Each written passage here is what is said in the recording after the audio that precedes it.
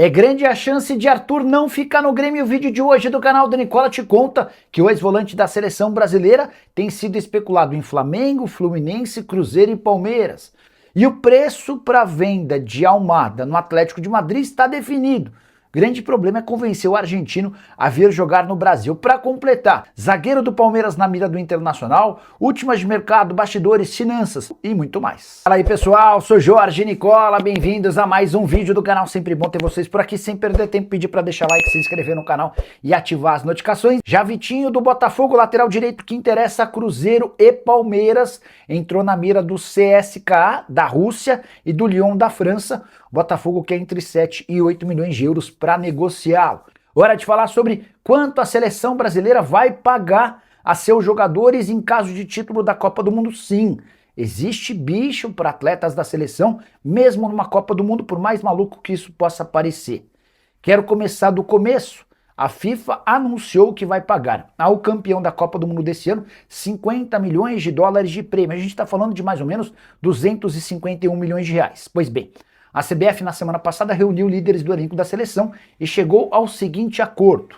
Se o Brasil for campeão, metade dessa grana fica com a CBF, 125 milhões de reais, e a outra metade será destinada a jogadores, membros da comissão técnica e demais integrantes da delegação que está em New Jersey. São cerca de 90 pessoas. Importante contar que dos 125 milhões de reais destinados à delegação, 70% ficam com os jogadores e os outros 30% com comissão técnica e demais funcionários. Diante disso, os jogadores, se forem campeões, terão direito a 87 milhões e meio de reais. Como são 26 atletas, se essa grana for dividida de forma igual, cada jogador voltaria dos Estados Unidos para o Brasil, em caso de título, com 3 milhões e 300 mil reais. Mas existe a possibilidade dessa divisão se fazer valer de acordo com o número de partidas. Quem mais jogou fica com um prêmio maior, quem jogou menos fica com um valor menor.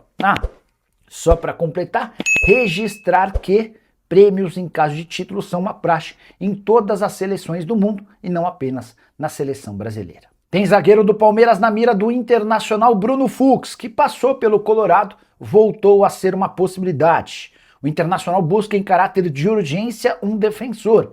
E nos últimos dias especularam que o Bruno Fux e o Lianco poderiam ser alternativas para o Inter. Não dá para imaginar o Lianco sendo contratado para o Internacional, até porque, para tirar o zagueiro que já foi capitão do Galo, haveria a necessidade de um investimento de 5, 6, talvez até 7 milhões de euros. A situação do Bruno Fux no Palmeiras é bem menos confortável para ele. Ele já não era titular, o Palmeiras negocia nesse momento as renovações de contrato de Murilo e Gustavo Gomes e também fechou a compra do Barbosa. Isso sem falar no Nino, que segue nos planos do Palmeiras. Pode haver a operação de compra do Nino junto ao Zenit. Nesse caso, Gustavo Gomes, Murilo, o Nino e também o Barbosa disputariam 2 vagas e o Bruno Fux se tornaria uma quinta opção para o sistema defensivo do Palmeiras. Diante desse cenário, acho até natural que o Palmeiras busque alternativas para o atleta. Se o Internacional conseguir chegar a um acordo com o Bruno Fux, pode existir acerto. Que Thiago Almada sairá do Atlético de Madrid depois da Copa do Mundo nem dá para dizer que é uma novidade. Quero contar para vocês que o clube espanhol estabeleceu um preço para negociá-lo, 20 milhões de euros por 50% dos direitos econômicos. Isso significa que o time que quiser contratá-lo vai precisar gastar mais de 120 milhões de reais para ficar com apenas metade dos direitos econômicos.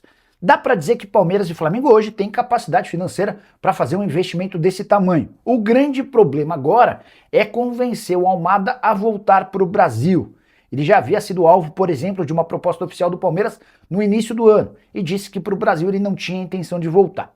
Mais recentemente, o Almada sinalizou ao River Plate que toparia jogar no clube argentino, o que fez, por exemplo, o Flamengo retomar conversas com o Atlético de Madrid.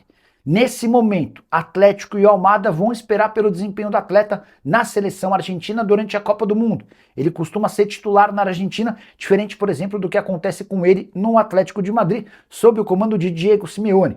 Temporada atual do Almada de 40 jogos, 4 gols e 2 assistências, foi titular em 18 jogos, reserva em outros 22.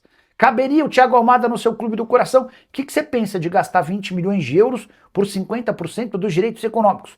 E por mais maluco que possa parecer, sim, hoje o Almada, se não tiver ofertas do velho continente, de clubes grandes da Europa, vai preferir jogar no River Plate do que no Flamengo ou no Palmeiras.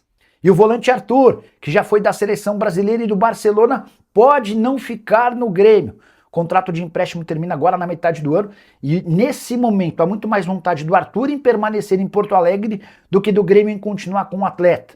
Isso porque o Arthur custa na casa dos 2 milhões de reais por mês e o entendimento no tricolor gaúcho é de que esse custo-benefício não tem valido a pena. O Arthur tem 29 anos de idade e contrato com a Juventus da Itália por mais uma temporada. O que o Grêmio quer? Que o Arthur consiga a rescisão do seu contrato com a Juve e livre no mercado, volte a negociar para permanecer em definitivo lá no clube gaúcho. Mas o Arthur tem cerca de 5 milhões de euros de dívidas já vencidas da Juventus e outros 5 milhões de euros para receber nesse último ano de contrato no futebol italiano.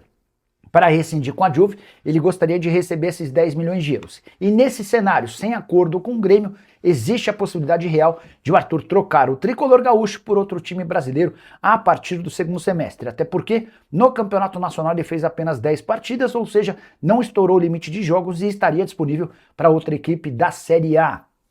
Importante registrar ainda que chegaram a especular no Sul de que o zagueiro Vieri poderia ser envolvido nessa negociação entre Juventus e Arthur. Está completamente descartada essa história e o Grêmio entende que o Vieri é hoje um atleta que pode render até 25 milhões de euros, ou seja, não faz nenhum sentido incluí-lo numa troca pelo Arthur.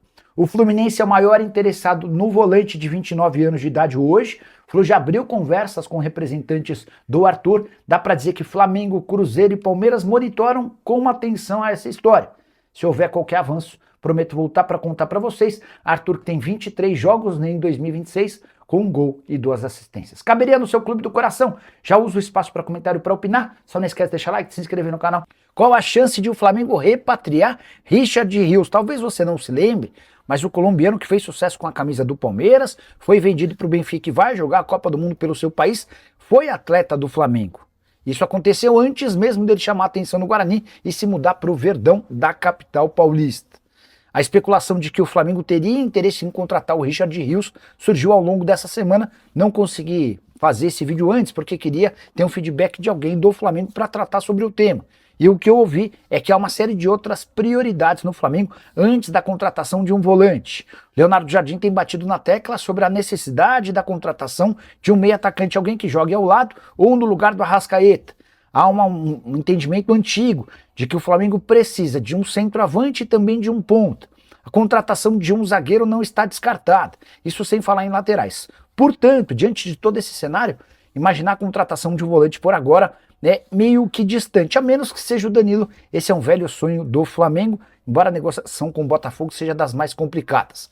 Só para lembrar que o Benfica havia pago 27 milhões de euros para tirar o Richard Rios do Palmeiras. Início de adaptação ao futebol português mais complicado, ele demora a se entrosar, chega a ser criticado por torcedores, mas termina a temporada em alta. 45 jogos, 8 gols e mais 6 assistências.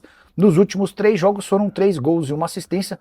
Duvido que o Benfica, ainda que o Flamengo quisesse, não é o caso, mas ainda que o Flamengo quisesse, eu duvido que o Benfica toparia negociar o atleta com prejuízo. O Benfica costuma comprar jogadores para vendê-los ainda mais caro e vai aguardar por uma oferta de 45, 50, 60 milhões de euros do futebol europeu. Nicola, boa noite, parabéns pelo seu... Obrigado.